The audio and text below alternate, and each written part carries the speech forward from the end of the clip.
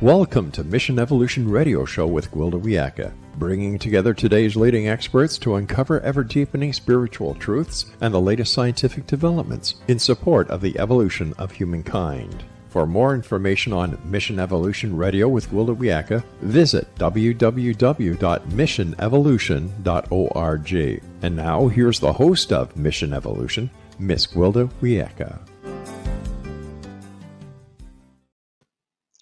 How can you tell if you're suffering from addiction or just have bad habits? Is there anything we can do about it? Mission Evolution Radio TV show is coming to you around the world on the X-Zone Broadcast Network, xzbn.net. With us this hour to discuss addiction and the use of mindfulness to overcome it is Vimalasara Mason-John. Valerie is founding facilitator of Compassionate Inquiry and the author of 10 books, including the award-winning 8-Step Recovery Using the Buddha's Teaching to Overcome Addiction and Detox Your Heart, Meditations for Emotional Trauma. Vimalasara is a co-founder of the training program Mindfulness Based Addiction Recovery, which was delivered in both English and Spanish. Mason-John works as a public speaker in the field of mindfulness for addiction and trauma. Visit her website, ValerieMason-John.com. Valerie, thanks for joining us on Mission Evolution. Pleasure. Thank you for having me, Gwilda. Am I saying your name correctly? You are. Am I butchering yours? No, you did a good job, but you can just call me Valerie. But you did a good job. That'll do. Valerie, what's your educational background? Oh, my educational background. Life. 101 life. There's that always. But yeah, I have a master's in creative writing and education and the arts, and I was awarded an honorary doctorate for my lifetime achievements for the contribution to the African Asian diaspora in the UK. I now live in Canada, so that was my past life. In fact, I'm back in the UK because I had some work being profiled in the Tate Modern next month. Oh, great. So how did you become interested in addiction? You know, that's really interesting. I was working for an organization then in England called Clean Break, which worked with women who have been incarcerated and women who chose to go to rehab instead of actually going to prison. And so we were given the contract to deliver a program on anger management for those women. And all of those women had committed crimes under the influence of drugs or alcohol. And so I think in a way that was really actually, Gwilda, where I started thinking about addiction, because I can remember one of the women saying, it's not possible to stop drinking. And I remember thinking, I don't know whether it is possible or not. I wasn't an alcoholic, but I didn't know. Is it possible? So I thought, okay, I'll see if I can stop. I was a champagne. Everybody knew me. I was a champagne person, blah, blah, blah. And it was interesting. And I let go, and I don't have alcohol in my life now, but it was very interesting actually working in that field and somebody saying, it's not possible. Is it possible? And I just really thought, if I'm working in that field, I need to know more. And that really set me on the path of working in the field of addiction. And then the other thing I would say is that my publisher asked me if I had another book after writing Detox Your Heart. And then I thought, yeah, I'd like to share my recovery, because I had disordered eating. I was an extreme bulimic anorectic, Gwilda, many moons ago. Oh, that's terrible. Terrible to live through. I understand that it's really hard to beat too. It is. I talk about the hell realm of addiction. And, you know, sometimes people say, oh, food, how can that be an addiction? And I'm just saying, it really is. You know, there was a point where I couldn't even walk past a bakery without not going in and buying and binging and purging. It's a terrible dis-ease, a terrible illness. Yeah. So what is addiction? You know, most people think drugs and alcohol, but apparently one can be addicted to a lot of different things. Yeah, that's really interesting. How do we define addiction, and what is addiction? Um, I in a way, I try to steer clear away of diagnosis, because in a way then people tend to think, oh, that's got nothing to do with me. And I think in a way that I would say that it's part of the human condition that we are going to have habitual behaviors, and it's on a spectrum, it's on a continuum. And so, for some people, they have habits, unhealthy habits, and there are some people who have habits where it's a matter of life and death. And then there's that gray area in between. And if somebody is listening thinking, well, okay, that's still a bit of a loose definition, I would say that I love the 4 C's of addiction. And I think that if you have a compulsion, a compulsion to look at the internet all the time. I mean, internet behavior. It's something that so many people talk about. Like, I'm addicted to the internet. They're scrolling on their phone. So if you have a compulsion, or if you have a craving to pick up something, or if you're doing something and there are consequences, negative consequences, and you still continue to do it, or if you experience being out of control of a certain behavior, if you have any one of those, I would say that actually you are at prey to an addictive behavior.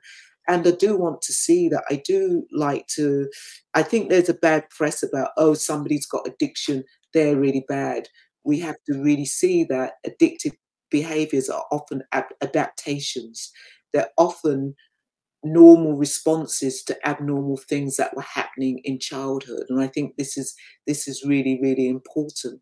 I would say that actually that there are many people who have addictions that in their childhood had no healthy attachment. Their attachment, because their parents were so dysfunctional, had no healthy attachment to give them some joy, some peace and love. And so at some point they start attaching to that negative stinking thinking in their head. And as they get older, they discover alcohol, they discover marijuana, they discover porn, they discover sex, they discover all these things that in the short term give them joy, give them happiness. So I really want to say that, because it's so important not to demonize addictive behaviors. What are some of the things that people are addicted to that might surprise our listeners? Ah, that is a really interesting question. And I would say we are addicted to our thinking. That was something, Gwilda, that I really realized for myself when I was able to let go of some of those gross addictions. I can remember waking up in my bed and thinking, oh my God, I am addicted to my stinking thinking. I could really see all this negative talk. And often this negative talk isn't our voice, it's the voice of adults or even siblings, which were in our head as a child, and we begin believing them. And actually often we turn to that, because like self-hatred, often that stinking thinking is so full of self-hatred. I can remember I was so addicted to, I hate myself. Mm. And why was I addicted to it? Because nobody could hate me as much as I could hate myself. Nobody could hurt me as much as I could harm myself. And often people live in their head. They're not living in the world, they live in their head. They're holding on to the stories of the trauma and the drama that they had in their childhood.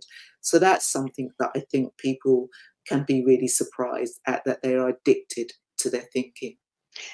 Also addicted to their suffering, it sounds like.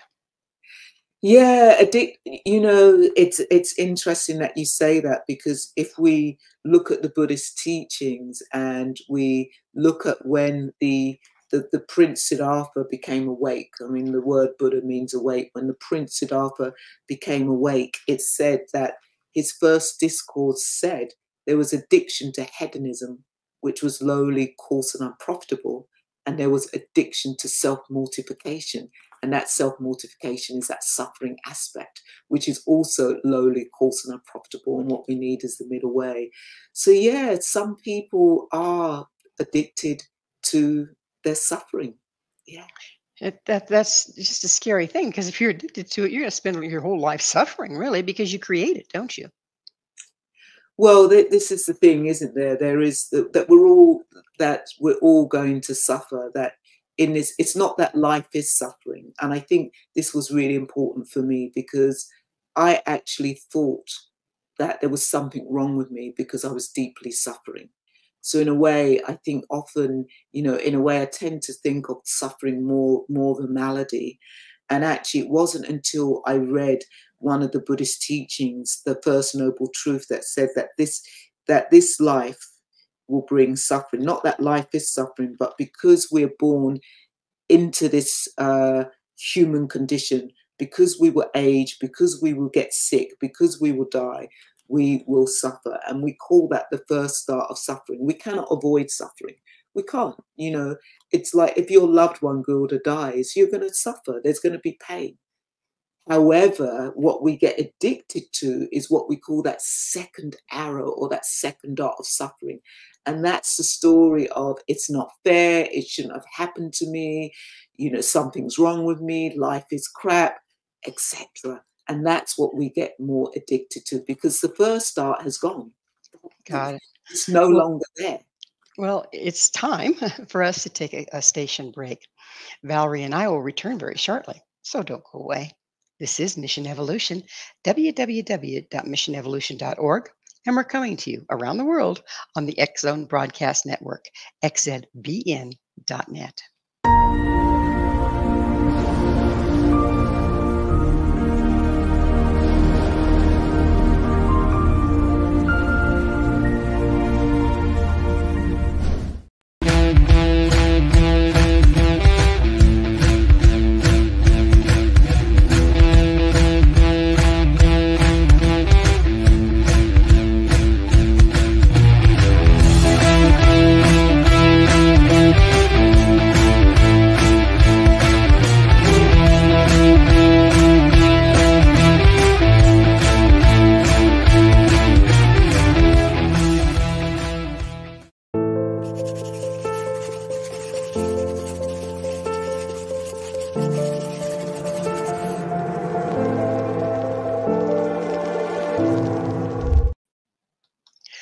Are you an addict, or do you just have bad habits?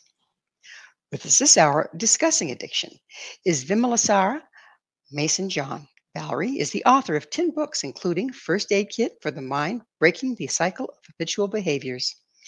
So there is a $64 question. How can a person tell if they just have bad habits or if they're actually wrestling with an addiction? Yeah, thank you for asking that. I always say when somebody asks me that, is it causing you misery? Is it causing somebody else misery? For example, as I said, I had disordered eating. I'm not bulimic or anorectic anymore. And I still have a neurotic behavior. Like I was addicted to seaweed, and then it was chewing gum, and then it was raw cashew nuts, and it was causing me misery. It was, Gwilda, I don't know if you know those people who can buy a bar of chocolate and just have one square. And that's not me. Exactly. Yeah. I don't know. I think they're the people who's got something wrong with them. But it's the same, somebody who can have a glass of wine and forget about the bottle. So in a way, what I say to people is it causing you misery? And you might say no. Is it causing other people misery? Is it causing other people harm? And some people may say yes to that. And so in a way, it's for you to look at that. But I do want to say that I think it's Carl Hart who talks about drugs for sensible adult use. So it's like, if you drink, it doesn't mean to say that you're an alcoholic. And there are some people who drink, and they may drink once a week, but something difficult happens and they have a bit more than what they need to. However, there are some people who, whenever they drink, they just can't stop. Or there are some people who are real binge drinkers. You know, so they think, oh yeah, I can, it's that stop start. Well, I'm a binge drinker, I don't have an issue. But I say, well, if you are a binger, then you obviously do have an issue, because when you're binging, you can't stop. So in a way, I really think it's really important for people to self-identify, because what I found in terms of my work, it's no use dragging somebody along for help if they don't acknowledge that they need help or they want help. And also as well, it's very interesting. Sometimes I have partners or parents who say, I really wish you could help me. My partner or my child has a drinking habit. They won't stop. Is there anything you can do? And I say to them, well, do you drink? And they say, oh, no, no, no, I don't have a problem. And I say, no, I'm just asking, do you drink? Because they want to know what they can do to help. And they say, no, no, no, I don't have a problem. No, I'm not saying you have a problem, but do you drink? And they say, yes, I might have 1 or 2 glasses. And I say, well, if you want to help that person, how about you stop drinking? Because then you model that. And they say, no, no, no, no, I don't have a problem. And I say, well, there you are. You think it's easy for somebody who's got the problem to stop drinking, and you're saying you don't have a problem, and you find it difficult to stop drinking. So again, I think it really is for people to self-identify. But I will come back to, in a way, if you really do want to assess if you have an issue with a behavior, and I don't just want to demonize drinking, because there's drink, there's food, there's alcohol, there's drugs, there's all these behaviors. Do you have a compulsion that takes over you? Are you out of control? Yeah. Or do you still keep on using despite those negative consequences? So it's really important for us to self-identify. And also craving. Do you have craving? Are you sitting there on your hands thinking, oh my God, I can't, internet shopping is another one. It's like when you go on the internet, do you find yourself down that rabbit hole buying all this stuff? Yeah, So, it's amazing, and it seems like we can skip from one thing to another. We might say, "Oh, I'm going to stop that because it might be an addiction and it's not doing me any favors." But it seems like we just replace it with something else. exactly. Sugar. You quit Mm, drinking, you start eating sugar like crazy. Well, yeah, it's debatable which one of those is going to kill you first. sure. So, say, Yeah. Valerie, what is process addiction?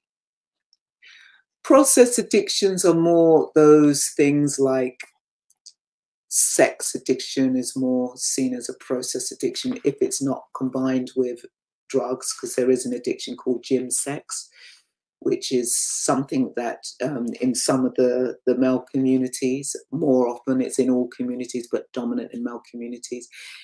I think process addictions like gambling is seen more of a process addiction. In fact, actually, the diagnostic manual statistics of DMS has actually finally listed that gambling and also grief. I wouldn't say grief is an addiction, but has listed that too. So it's all those behaviours. I think food also comes under process addictions as well. Whereas traditionally we think of addictions as the drugs. Yeah, Right, we do. We think if it's drugs or it's alcohol, then it's an addiction. Otherwise, it's just yeah, we had yeah. habits, right? So, So um, again, shopping, surfing the internet, all of those are seen as process addictions. Yeah. so you speak of mindfulness. Would you define it for us, as we'll be speaking of it today? I think it's a large part of what we're looking at here, isn't it? Defining mindfulness. Is that what you asked me to define Mm-hmm. mindfulness? Mm-hmm. Yeah. Well, firstly, I'd like to say that mindfulness transformed my life. And mindfulness is everything, or can be everything that we do. We tend to think of mindfulness being sitting cross-legged with your fingers like this, or with your hands like this, and in meditation. Yeah. And that can be a part of mindfulness. Let's talk about the 4 foundations of mindfulness. So there's mindfulness of the body, being aware of the body, and often we're not aware of the body. We're split from the body. Nobody is home. And the reason why nobody is home in the body, because we're so traumatized as young people, we've left the body. It's safer to be out of the body. So in a way, mindfulness is teaching us to come home to the body. Yeah, So really. Yeah. Yeah, if we can't be present in our body, we can't be present in our world, can we? Well, the awareness is always there. Yeah. So in a way, it's true. If we can't be present in the body, where are we present? And I would say that often we're present in our addictive and compulsive behaviors. Yeah. We're And then present. We're present to that. Yeah. isn't it also necessary to be in the body to be in the present? Otherwise, you're rehashing your history or dreading your future. Yeah, that's a really good analysis. What I would say is it again that awareness is always there. So in a way, even if we turn to the alcohol, I mean, some people will say, "Oh, I will be mindful smoking a cigarette." Okay, and people can be really present to smoking a cigarette, but then they will go into denial in terms of what is actually happening. So if we talk about there's mindfulness of body, mindfulness of feelings, mindfulness of thoughts, and then mindfulness of that whole human condition, aging, sickness, and death. And what I would say is it's like actually they are different doorways. So to try and get somebody into their body can be the most traumatic thing that we can do, especially if they come from a very traumatic physical assault background or sexual assault background. However, could we help them to become mindful of their thoughts? And that could be a doorway into, so that's why I'm kind of pushing back that no, it doesn't have to always just be in the body. Sometimes we get people to come back to their body because we get them to become mindful of their thoughts, mindful of their thinking, noticing what's actually happening, which can then bring them back to the body. Yeah. If once you start getting mindful of your thoughts, of your emotions, of your body, does that make it easier to access the underlying problem behind any addiction? Great question. I know many people who have defined or labeled themselves as of having issues with alcohol, and when they've let go of the alcohol, they've had to come into relationship with the depression, and often the depression is manifested through the thoughts, through the attacking thoughts. And so actually, what we're aware of is that people had turned to the alcohol to silence the thoughts so that they didn't have to be with the attacking thoughts. So it's really hard. It's what I would say is that it's a lot more easier to work with those thoughts without suppressing them with a addictive or compulsive behavior. It's so much more harder to deal with that stuff if you're in the food, if you're in the alcohol, if you're in the drugs, if you're in the porn, if you're in the sex. So much harder. And Does it serve as a distraction from accessing and processing the underlying problem? it does serve as a distraction, and distraction is good, but the problem is that people don't come back. And I love to use the example of kids because I've worked with children, and it's great. In school, we give kids time out. When a kid says, I'm struggling, I want time out, we give them time out, and they know they have to come back into the space again. And when they come back into the space, they're more regulated. However, what happens is adults, we want to distract, but we don't come back because it's so seductive. We've distracted and then we get lost in the behavior and had no intention of coming back. Well, it's about time for us to take another station break. But when we get back, I would like to talk more about coming back and what prevents us from it. Valerie and I will be back to continue this discussion. So you stay right there. This is Mission Evolution, www.missionevolution.org.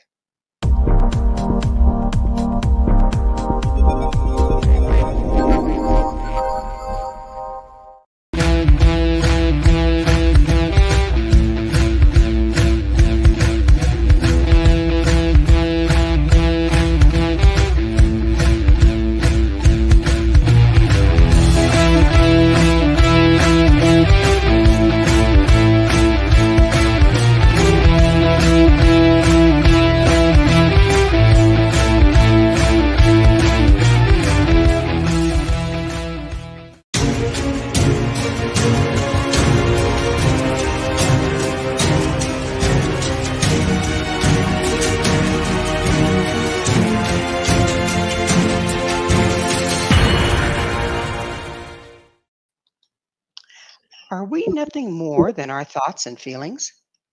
This is Mission Evolution, missionevolution.org. With us discussing the power of thought is Valerie Mason-John. Her website, ValerieMason-John.com. Valerie, we were talking about being mindful of what your emotions are, being mindful of what your feelings are, being mindful of being in your body. But is there something underneath all of that? Once we're mindful that, well, I'm thinking all these thoughts, but I don't know that they're mine. Is there a hidden identity once you start digging around in there? A hidden identity. So I love your questions. In a way, those thoughts and that thinking we have often creates an identity, and we think that is us. And actually, what happens, what happens if we let go of that thinking? What happens if we let go of those thoughts? Who would we be?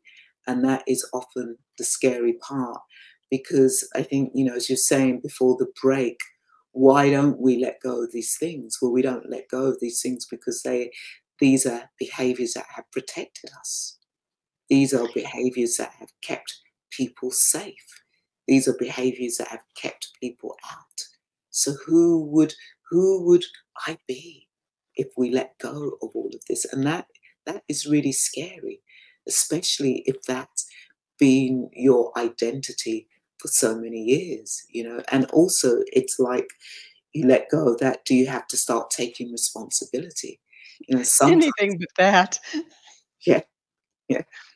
Yeah, sometimes we have these behaviors because it's like pulling the covers over our head and going to sleep, and we don't have to think about anything. Yeah.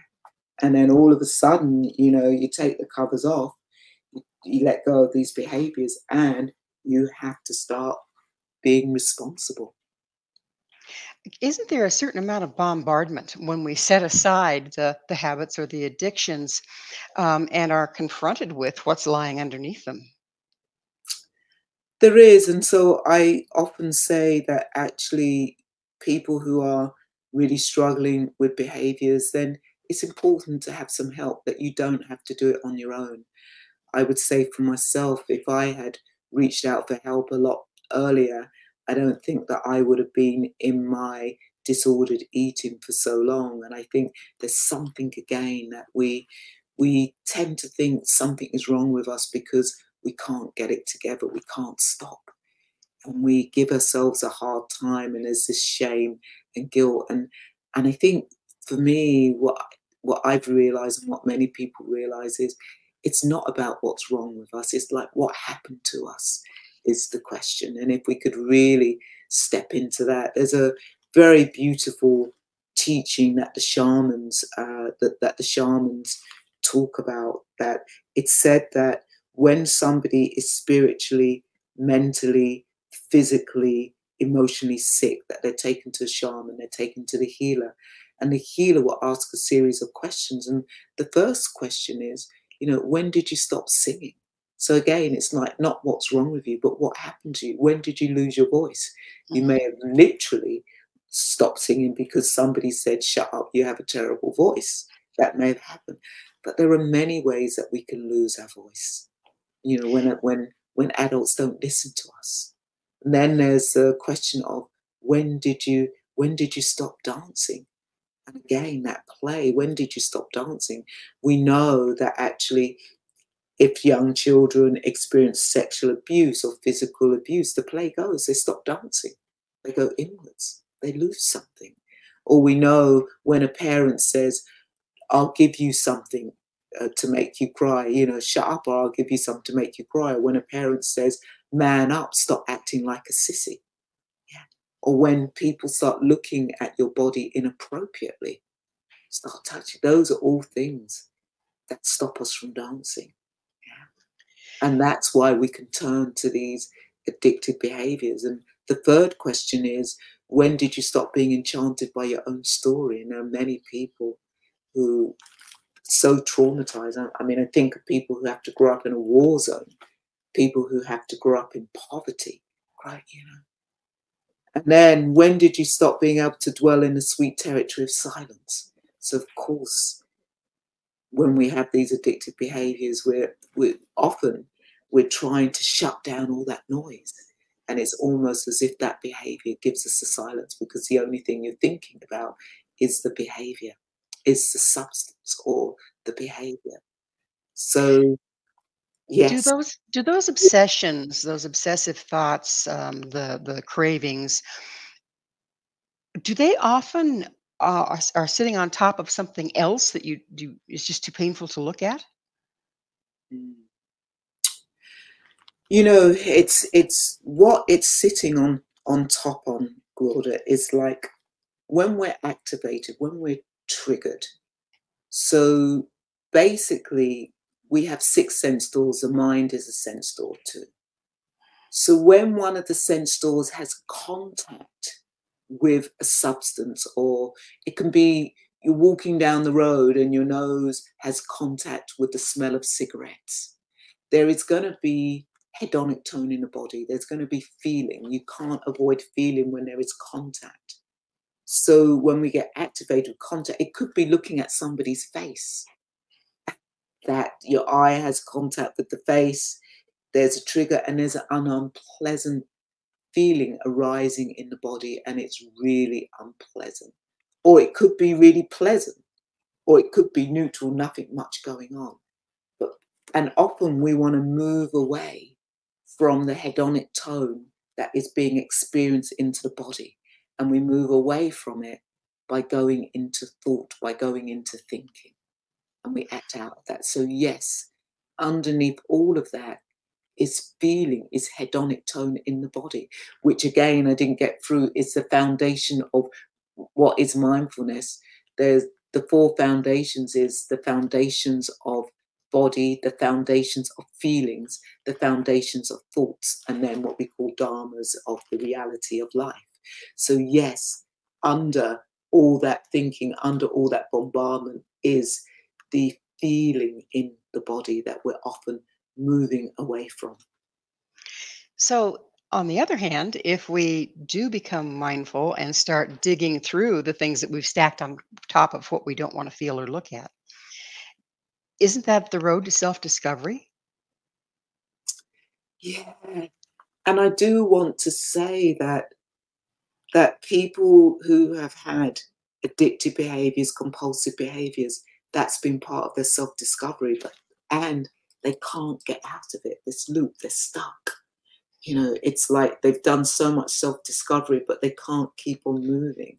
And so, yes, it's the next step when we are able to become more mindful, when we are able to begin to release some of our habits, when we're able to begin to release some of those thoughts and thinking, when we can begin to release what we think about our bodies, then yes, it is another stage in that self-discovery. And in a way, that self-discovery actually is we lighten the load. Yeah. We lighten the load that we have been carrying around for so long. We become less of who we are. I've run into some people that started drinking or with drugs or some kind of an addiction very, very young, prepubescent almost, like 11 years old, and had done it into their adulthood. And when they get sober, it's like they have missed all that developmental ages within those ages and almost have to backtrack in order to catch up with themselves. Is this a thing? And if so, how do we work with that? You know, that's one of the things that can keep us unwell, when we think like, oh, I've lost so much of my childhood. And I would say to somebody first, if I was working with somebody, to just say, look at how you survived. Look, you found a way to survive. Some of these behaviors keep us alive. You found a way to survive. It doesn't work for you anymore. And so what is it that you need to be doing? Is it needing to learn to love yourself more? And actually, you've got to a place where you can put down that behavior and learn to love yourself. And that really is okay. Yeah. Rather than thinking, you know, we missed out. Sometimes we can get stuck. We didn't get the love from our parents. Well, you know what? If you didn't get it, it's unlikely you're going to get it now. And yet, the most important love we have to do is learn to love ourselves. We have to find ourselves first, though, don't we? We have to. Well, actually, I developed a practice called the 4 basic needs of the heart. People didn't know that they could love themselves. And actually, no, you just start learning to pay attention to yourself, learning to give yourself some affection and appreciate yourself. And that is a way in to begin to come back home to the body, to come back home to the self. So we're getting close to being out of time in this segment. But is there really a point whereby you aren't plagued by addictions anymore? Or is it always going to be a form of maintenance that you have to perform to stay sober or not in drugs or away from eating disorders and that sort of thing? I believe that there is a place of no return. I do believe that. I do. What we have to remember is that the gravitational pull will become weaker, and at some point you'll have disinterest. That takes work. There is some point where you just have complete disinterest. Also, we know that there are some people who have not used, have been abstinent for 20, 30 years, and something happens and they pick back up again. Mhm. It's so sad to see. Yeah.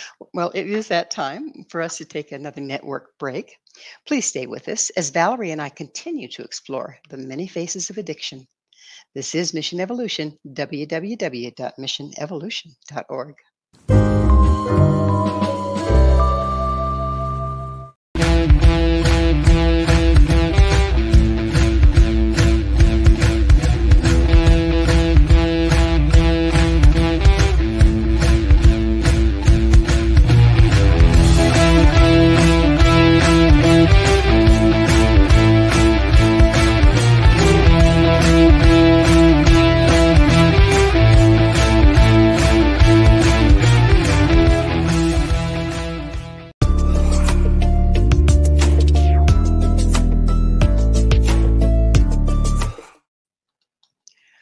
Who are you really?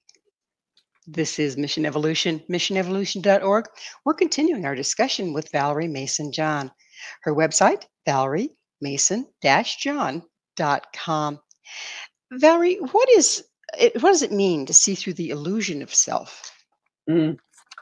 Yes, we're on to that topic, and I just want to follow up from where we left at, and we will get back to seeing through the illusion of self. So in a way, is it possible, that question of being completely free of our addictive and compulsive behaviors, and is maintenance needed?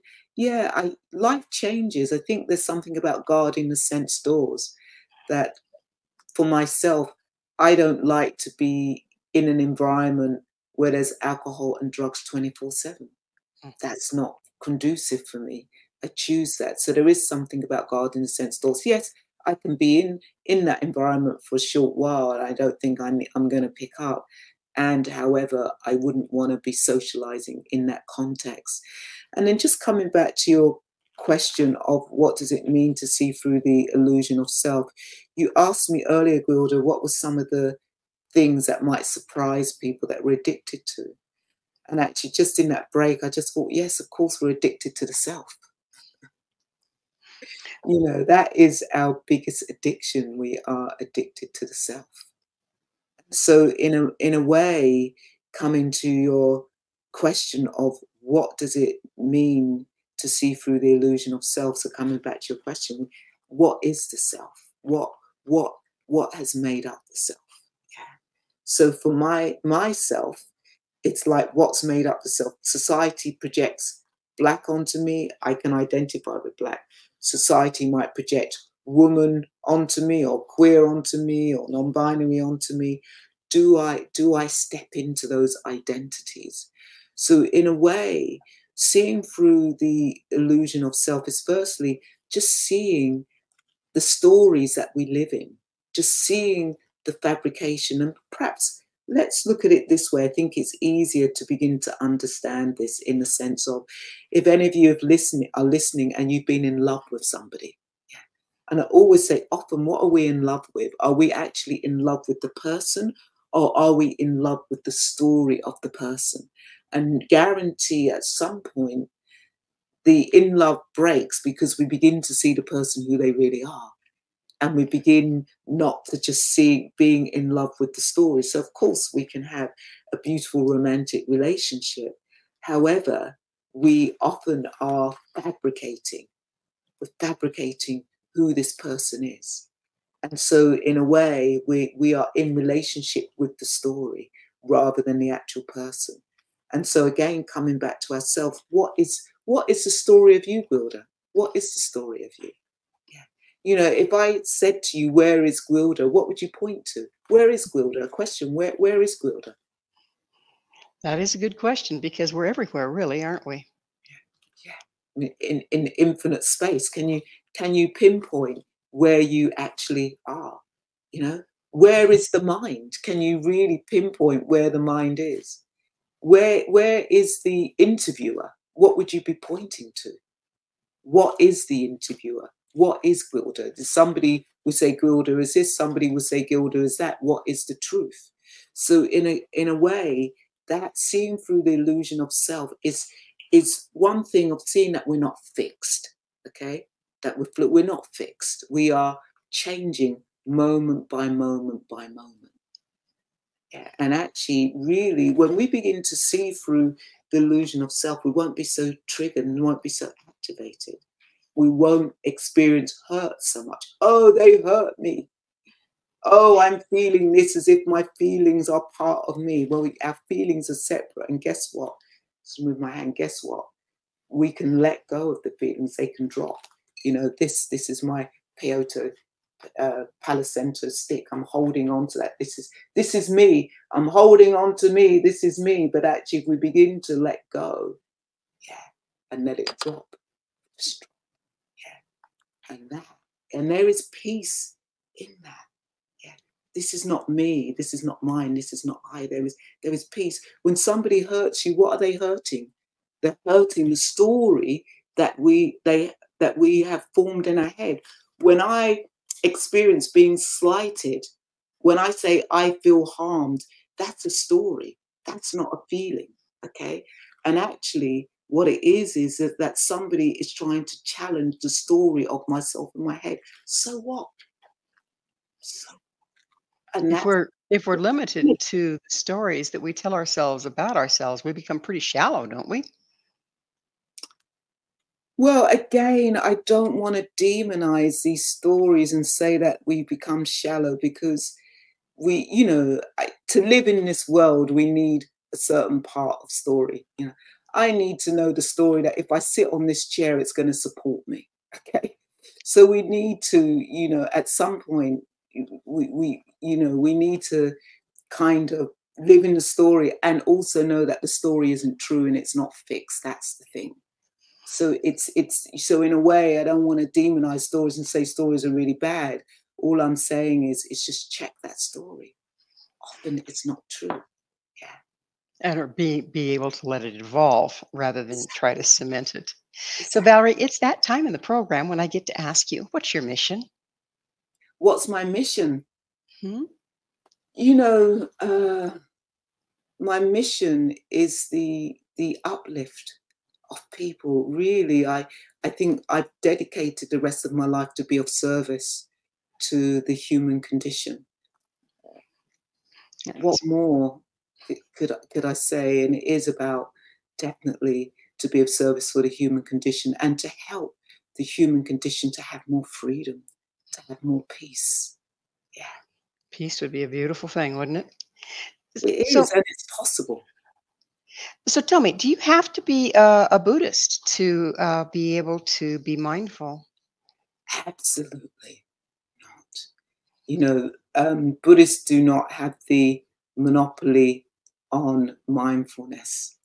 In fact, actually, my teacher, my teacher, the late Sangharakshita, would say, "Where does Buddhism come from?" And of course, Buddhism comes from India. That's what we know. And if we think of what was that person doing when when they became mindful, when they became awake. They wasn't listening to us two having a conversation. They wasn't reading a book. They were reflecting.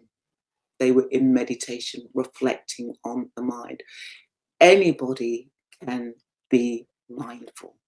Yeah, you don't have to be a Buddhist to be mindful. You can be a Christian, you can be a Muslim, you can be a Hindu, you can be a Jew, you can be anything and be mindful. Mindfulness is a way of life.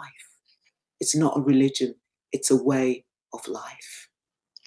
You mentioned meditation. Is meditation helpful in this process to uncover the self that is underneath all the addictions and stories? Yes, and again, coming back to one of your earlier question, what is mindfulness? Mindfulness, meditation, anything can be a meditation. Us having a conversation can be a meditation.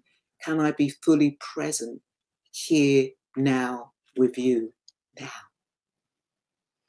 Can I be fully present when I'm eating my food? Can I be fully present cleaning my teeth? Can I? And of course, there is this, we think about right mindfulness because it's very interesting, actually. Snipers are taught mindfulness. Okay, so let's get real here. And actually, in a way, is it really mindful to take somebody's life, to harm something? No, it's not. So again, that meditation can be, it's everything, can be everything that we do. I've heard of walking meditation, silent meditation, all sorts of different kinds of meditation. What do you think is the most effective, and are there any studies on it? Definitely, there are lots and lots of studies on the benefit of meditation. And I would say, unfortunately, a lot of those studies are on people sitting cross-legged, on a retreat, silent retreat, etc. Because meditation looks very different in different cultures. Okay, in my culture, part of meditation would be drumming. The drum would be part of dancing. Dancing is part of meditation.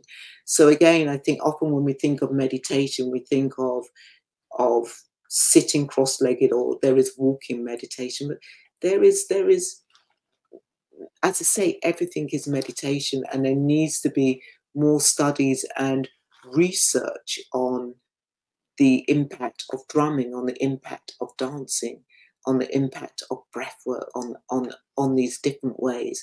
Because again, what I want to say is meditation is about being here. If we are about out of time in the entire show, but what's your vision if everybody becomes more mindful? Oh, if everybody was to become more mindful, would there be a need for war? That's a good start. Yeah. Yeah. Well, unfortunately, we have reached that moment when we are out of time. Valerie, thank you so much for coming on the show and sharing your wisdom. Oh, thank you so much for the conversation. Thank you.